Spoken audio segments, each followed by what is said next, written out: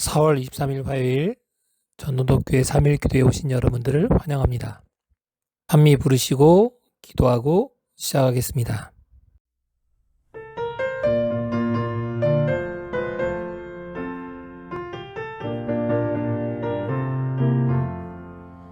거룩한 말씀을 연구하세 구주를 항상 찾아서 생명의 말씀 잘 알도록 날마다 가르침받세 거룩한 책을 연구하며 진리를 찾아 구하라 주님의 귀한 성경 말씀 우리의 인도자로다 거룩한 말씀을 연구하세 하늘로 가는 길 찾아 영화로운 성에 이르도록 주님의 말씀 지키세 거룩한 책을 연구하며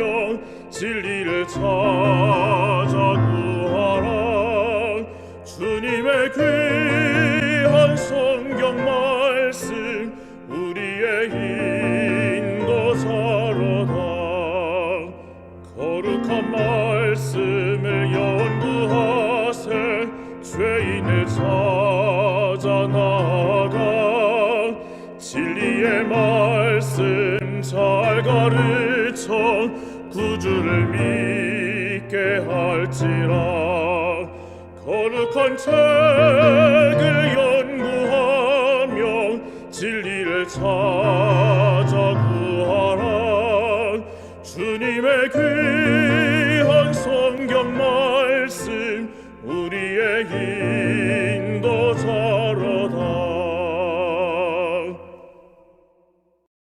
사랑과 자비가 많으신 아버지 하나님, 오늘도 10장 구원의 경험을 통해 함께 은혜를 나누고자 합니다.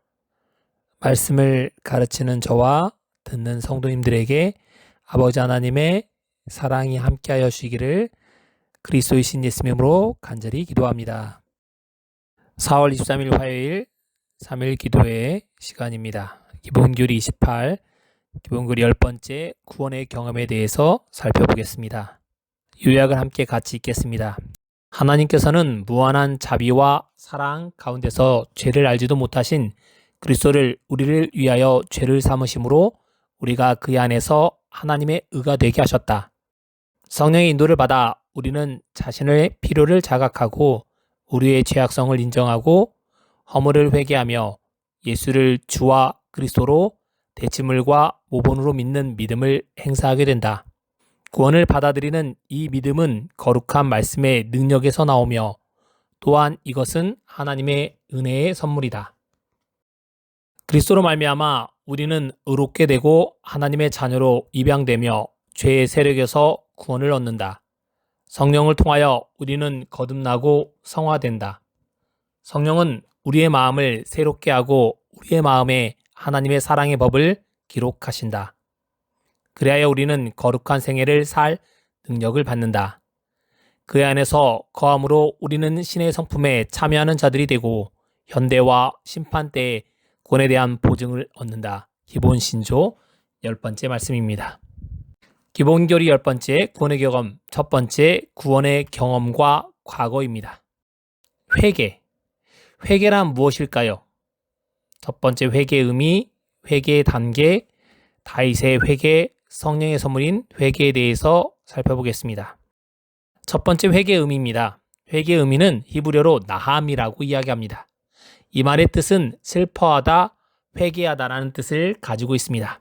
헬라어는 메타노에오라는 말인데 마음을 바꾸다, 자책감을 느끼다, 회개하다는 뜻을 가지고 있습니다. 그러므로 진정한 회개는 하나님과 죄에 대한 태도를 근본적으로 변화시키는 것을 회개라고 이야기합니다. 그러면 두 번째 회개의 단계는 어떻게 될까요? 회개 단계의 첫 번째 단계는 성령께서 당신을 받아들이는 사람들로 하여금 하나님의 의와 자신들의 잃어버린 상태를 깨닫게 하심으로 심각성을 깨닫게 하신다는 겁니다.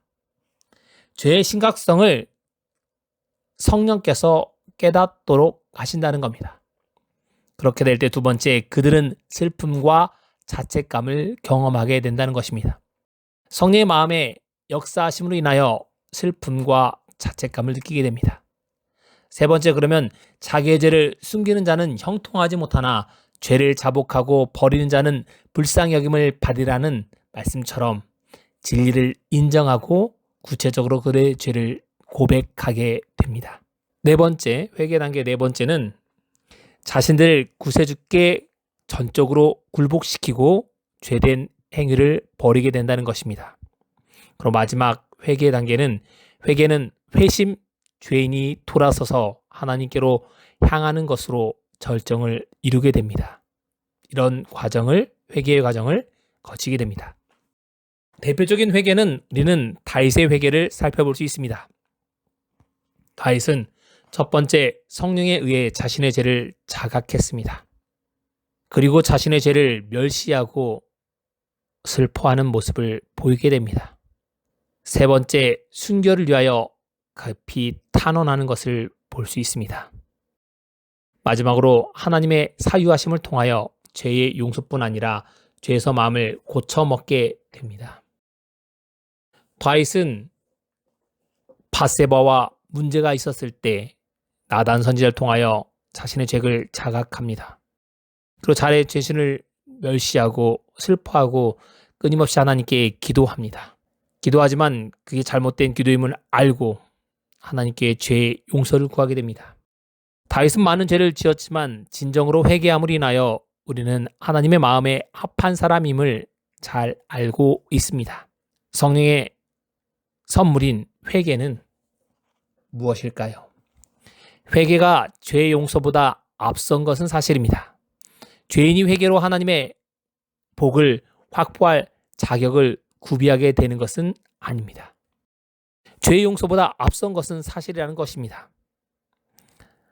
그런다고 하나님의 복을 확보할 자격을 구비를 갖춘 것은 아닌 것입니다. 죄인은 스스로 회개를 할 수 없습니다. 성령을 통하여 그가 회개에 이르게 되는 것입니다. 그러므로 회개는 성령의 선물입니다.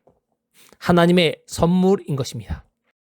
성령께서 죄인이 죄에 대한 이러한 진정한 슬픔, 즉 회개를 발견할 수 있도록 그리스도께서 이끄는 역할을 하는 것이 바로 성령의 역할입니다.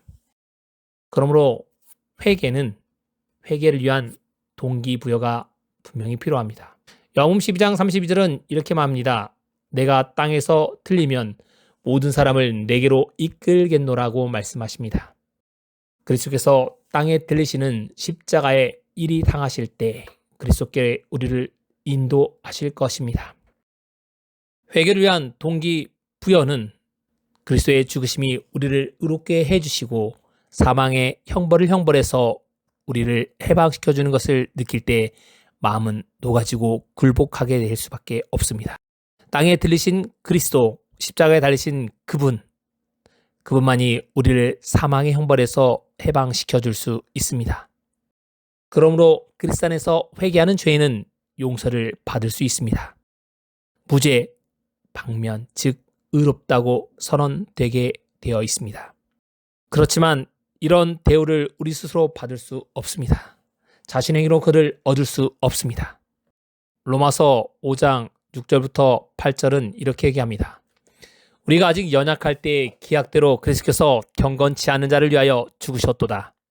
의인을 위하여 죽는 자가 쉽지 않고 선을 위하여 용감히 죽는 자가 혹 있거니와 우리가 아직 죄인 되었을 때 그리스도께서 우리를 위하여 죽으심으로 하나님께서 우리에 대한 자기의 사랑을 확증하셨느니라. 그렇게 해서 우리를 위해 십자가에 달려 돌아가셨습니다. 그러므로 하나님의 공의와 사랑을 드러내셨습니다. 그렇게 십자가는 하나님의 사랑과 공의가 드러난 장소입니다. 그리스도의 사랑을 깨닫는 것만큼 우리의 심령을 뭉클하게 만드는 것은 없습니다. 십자가를 바라볼 때 우리는 그리스도의 사랑을 깨닫게 될 것입니다. 죄인들을 깊이 헤아릴 수 없는 하나님의 이러한 사랑을 깊이 생각할 때 그들은 회개하고자 하는 강력한 동기를 부여받게 됩니다. 하나님께서 헤아릴 수 없는 그 사랑을 우리에게 베풀어 주셨습니다. 우리는 그 사랑을 깊이 묵상해야 합니다. 이렇게 될 때 우리는 회개하고자 하는 마음이 우리 마음에서 역사하게 될 것입니다. 우리를 회개로 이끄는 것은 내 자신이 아니라 하나님의 인자하심을 잊지 말아야 합니다. 칭의입니다. 하나님이 죄를 알지도 못하신 자로 우리를 대신하여 죄를 삼으신 것은 우리로 하여금 저희 안에서 하나님의 의가 되게 하려 하심이니라. 고린도서 5장 21절 말씀입니다. 죄를 알지도 못하신 그리스도께서 우리를 위하여 십자가에 달려 돌아가셨습니다. 하나님의 의를 드러내셨습니다. 칭이라는 말은 헬라어로 디카이 오마라는 말입니다. 의로운 요구, 행실, 규정, 사법적 선고, 의의 행위라고 이야기합니다. 명사로 디카이오시스는 칭의, 옹호, 무죄, 석방을 나타납니다.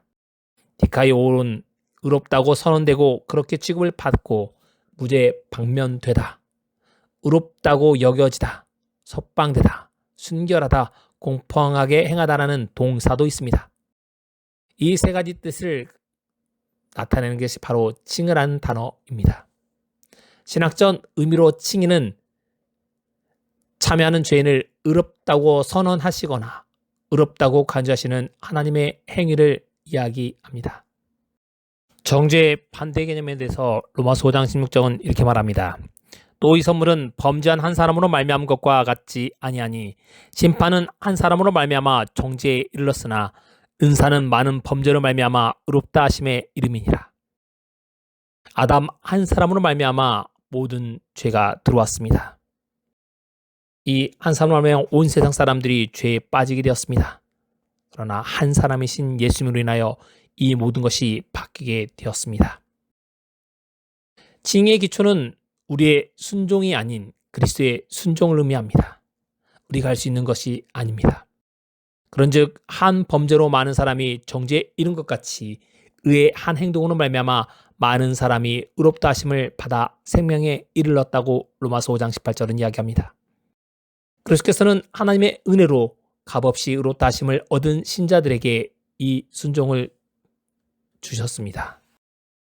디도서 3장 5절은 우리를 구원하시되 우리 행한 바 의로운 행위로 말미암지 아니하고 오직 그의 긍휼하심을 조차 하셨다라고 말씀합니다. 이것이 바로 칭의입니다.